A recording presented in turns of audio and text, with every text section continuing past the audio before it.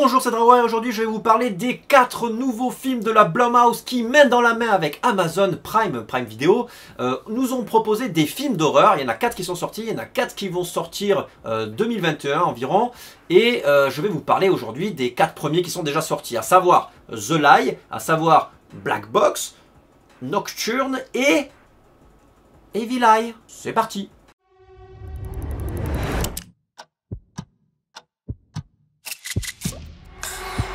On commence tout de suite par The Lie, qui est un film dans lequel une adolescente tue par inadvertance une amie à elle en la poussant d'un pont. Really bad.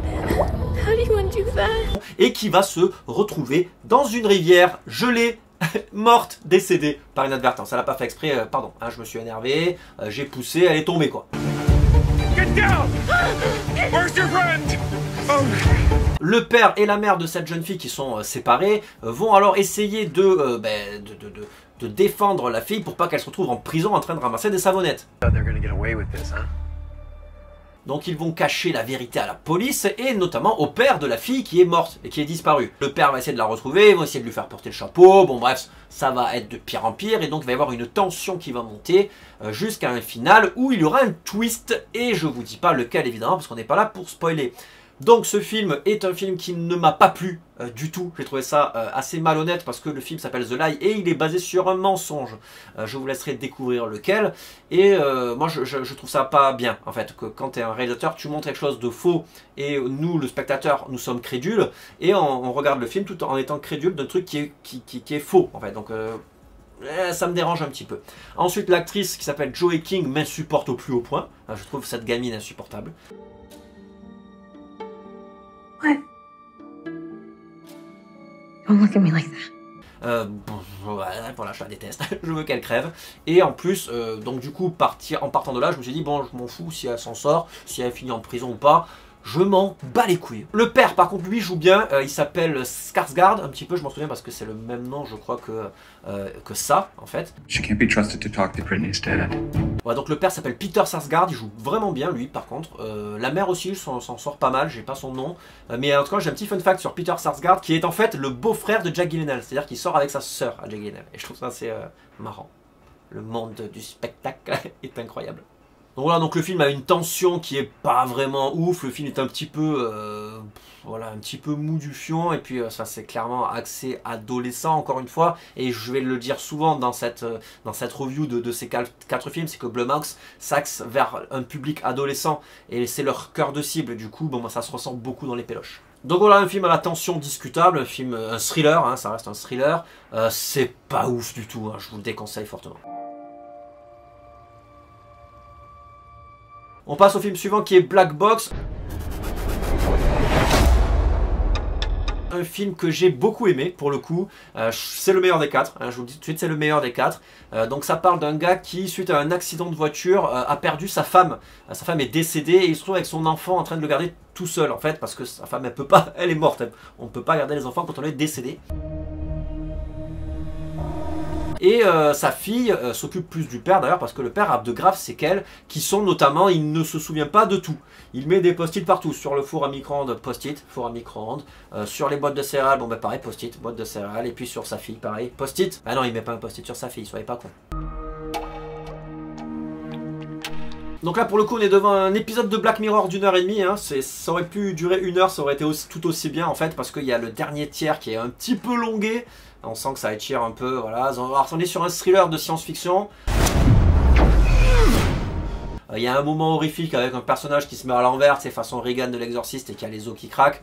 Bon, sinon pour le reste c'est pas très effrayant, mais en tout cas il y a une vraie tension et il y a de vraies bonnes propositions, il y a des thèmes abordés qui sont sympas sur voilà, la paternité, l'amour, sur jusqu'où on est prêt à aller dans la médecine, parce que là il y a un docteur donc, qui retrouve le gars qui a eu ses problèmes de mémoire et il lui propose en gros de retrouver sa mémoire en allant grâce à un truc de VR un petit peu, façon PlayStation VR, il est là et puis il se voit dans des moments passés et il arrive à recoller les pièces du puzzle pour se rappeler qui il est vraiment. Et bien sûr ça tourne mal, sinon c'est pas drôle. We call this headset the Black Box. An immersive virtual pathway to your memories. Il y a même des moments, ça fait penser à Get Out, parce qu'il y a des thèmes qui sont similaires sur l'appropriation des corps, enfin sur aller dans sa psyché et tout, enfin il y a plein de trucs comme ça. Et le film a vraiment une bonne tension, une bonne réalisation, il y a même de bonnes musiques. Les acteurs sont formidables, que ce soit le père ou la fille, ou même le docteur, ça va, ils sont géniaux. Vraiment. Et donc j'ai beaucoup aimé ce film. Je trouve que voilà, la tension est sympa, le pitch est bon, et puis voilà, c'est bien ficelé. Quand on découvre des choses, on se dit ah ouais, c'est quand même bien trouvé. Et voilà, il y a des fusils de Tchekhov, des effets boomerang qui nous sont balancés en début et qu'on retrouve à la fin du film. C'est toujours intéressant narrativement de voir des trucs comme ça qui sont bien utilisés. Et ce film remplit bien son contrat. Donc Black Box, top.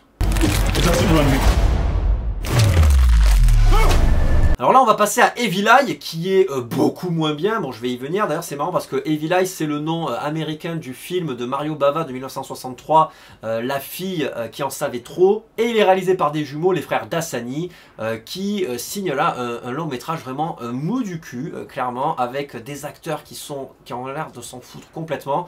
L'actrice principale est vraiment très très jolie, elle a joué dans Mr. Robot, elle s'appelle Sunita Mani, elle est d'ailleurs très très très jolie, mais elle ne sauve pas le film du naufrage parce que, bon, alors je vous explique de quoi ça parle d'une nana, donc Sunita Mani, qui se fait en gros embringuer dans une histoire amoureuse par sa mère, sa mère veut absolument la forcer à se marier rapidement à l'indienne, quoi, et elle accepte parce que voilà, elle est résignée, et elle se retrouve face au mauvais gars, et le mauvais gars est aussi un méchant monsieur.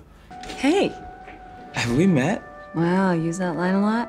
Et ça, la mère, elle le ressent, donc elle mène sa petite enquête, et en plus elle a un passé un peu sulfureux, un peu flou, un peu dark.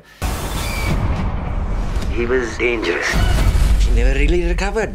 Et donc du coup, la mère va lui casser les couilles en lui disant, écoute, ton mec, c'est une mauvaise personne, je veux pas que tu te mettes avec lui finalement. Sense. Are you wearing a bracelet? Yes. Good. It will protect you, darling. If you're not careful, bad things could happen. Donc la fille, elle a fait, tu m'as cassé les couilles tout le long pour que je me trouve un mec. Là, je m'en trouve un, il est beau gosse, il a plein de thunes et tout. Et toi, tu me dis de pas l'épouser. Mais qu'est-ce que tu fais chier, maman? Elle le dit avec moins de virulence, mais c'est l'idée. On s'en fout des personnages, c'est mal ficelé. La fin, on fait ah bon? Ok, on s'en fout. On s'en fout, putain, mais c'est pas effrayant. Les flashbacks sont foireux. Enfin, c'est. Ouais, c'est vraiment un espèce de téléfilm du dimanche sur M6, tu vois. Et c'est très adolescent aussi, encore une fois. C'est.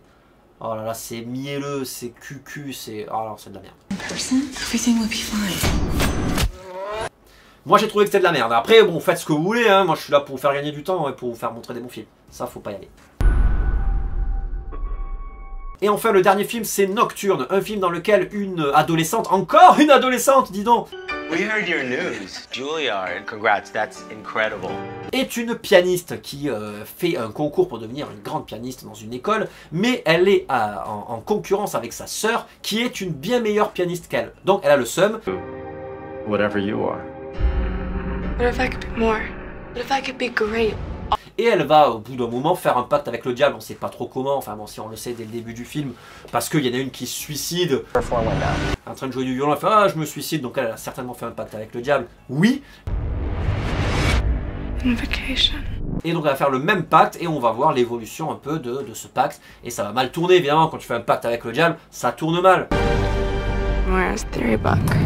Et le truc qui est original, c'est que ça me fait penser un peu à Midsommar, parce que Ari Aster, bon, il n'y a pas la maestria de Ari Aster, mais on voit un peu le même principe, à savoir on vous montre grâce à des illustrations ce qui va se passer plus tard dans le futur, plus tard dans le film. Donc on va suivre un petit peu les étapes. Sauf que là quand on voit les étapes du film, putain c'est souligné et c'est lourdingue, ils nous mettent des flashbacks en permanence pour nous montrer, regarde tu vois là c'est ça qu'on est en train de vivre, c'est ça dans l'illustration, on en est là mon gars. T'as compris ou pas? Oui j'ai compris. C'est pas la peine d'appuyer.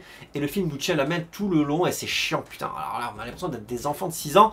Donc ouais, encore une fois, c'est chiant d'être accompagné tout le temps. On sait pas net le film, on comprend quoi.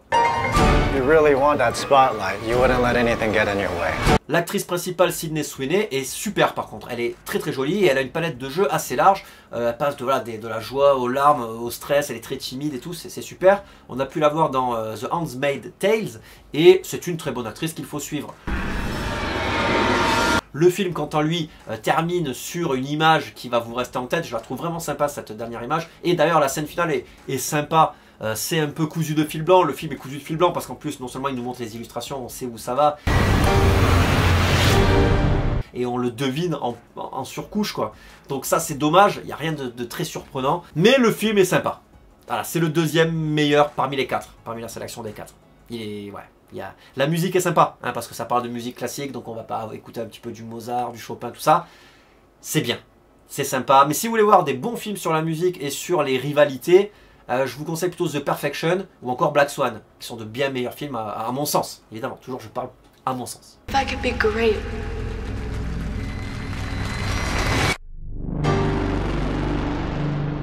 Voilà, cette vidéo est terminée, j'espère qu'elle vous aura plu, qu'elle vous fera gagner du temps, notamment. N'hésitez pas à me dire ce que vous avez pensé de ces 4 films si vous les avez vus dans les commentaires. Mettez un pouce en l'air. Moi, il faut que j'aille signer un pacte avec le diable pour avoir de la reconnaissance sur YouTube. Parce que pour l'instant, bon, hein, c'est pas la folie non plus, on va pas se cacher. Et je pense que, bon, bah, j'ai plus que ça à faire. Hein. Abonnez-vous sinon. Merci, bisous.